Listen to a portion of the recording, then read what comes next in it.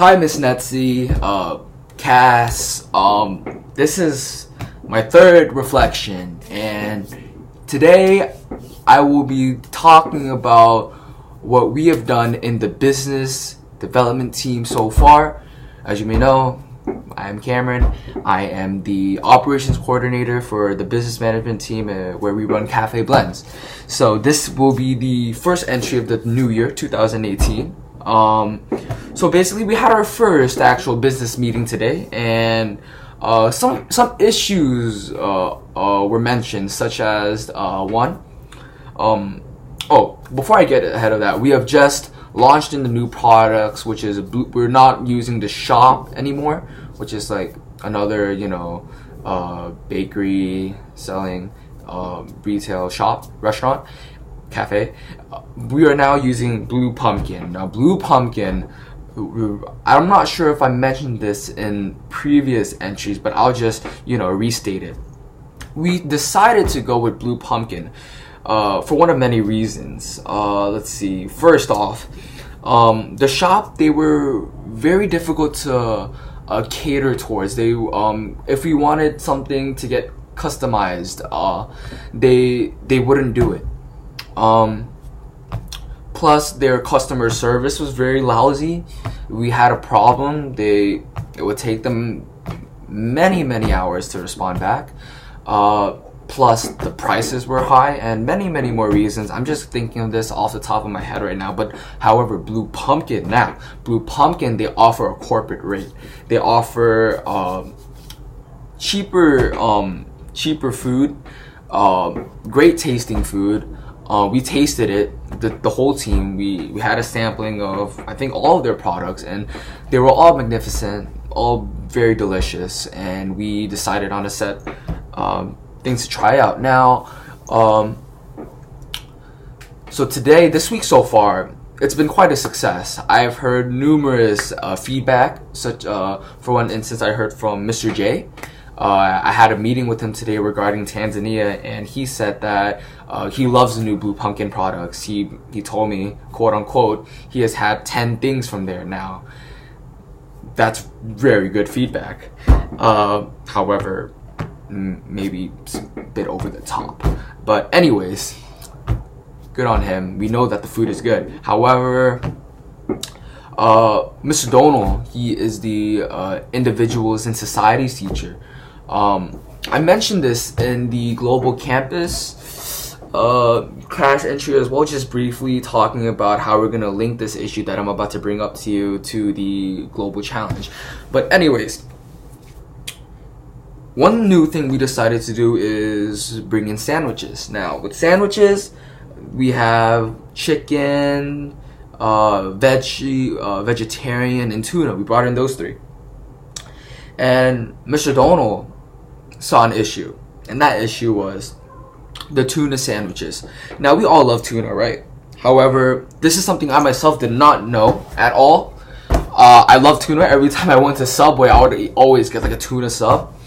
But this right here, this piece of information that he told me in history, me and Serena, in history yesterday, really shocked me. And he said tunas are going extinct.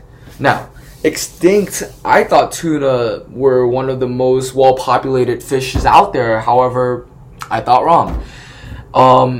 He's told me that this is based from him, so I not really clarified this yet, but this is from him, and he's a pretty reputable individual. He said they haven't found a way to harness tuna and have them reproduce in a mass rate. So basically we're catching more than tuna's gonna actually reproduce, and he said, quote unquote, by the time of the end of his lifetime, or during his lifetime, tunas will go extinct. Now that was a big shocker.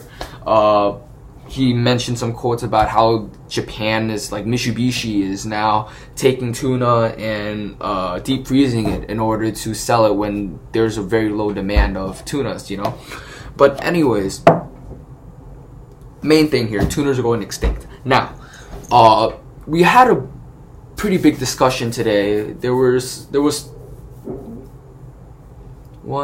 three people. Kim-san, Dronny and Soipit and Sokmian that wanted to keep the tuna sandwiches because they are currently our best sellers for sandwiches now. I love tuna. However, myself, Serena, and Seo Ping sided with Mr. Donald on this because tunas are, in my opinion, tunas are magnificent creatures. They can grow on, there's no set limit or cap of how big a tuna can grow. That's something very special about them. They'll just keep growing. The largest tuna, from my knowledge, ever recorded was the size of a whale. I'm not sure what whale, but I just know it was a whale. Now, that's a pretty big tuna. You know, tunas keep growing and growing and growing. And I want my grandchildren to see that one day. Now, getting a bit off topic here, but tuna is essentially important to captivate and to help save. Now, basically, we will be it's not confirmed yet, but to my knowledge, we won't be selling tuna anymore. So that's gone. And we're gonna use the not selling tuna and we're gonna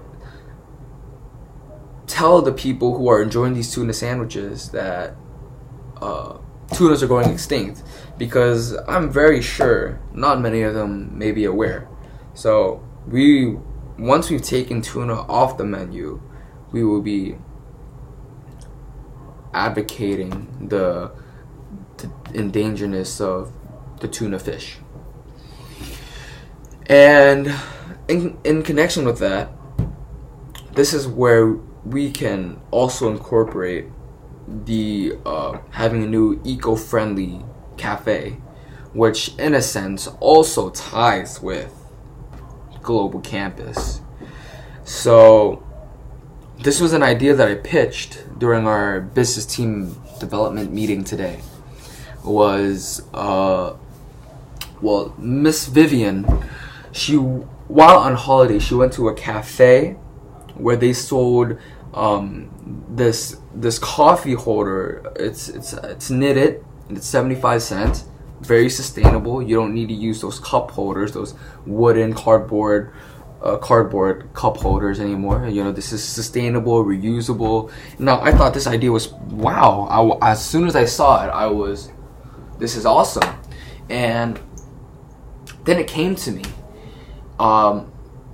As president of the Global Campus Council, I thought, what would it be a nice way to tie this in and also help the Cambodian community? And I say that because we can take the yarn, the yarn.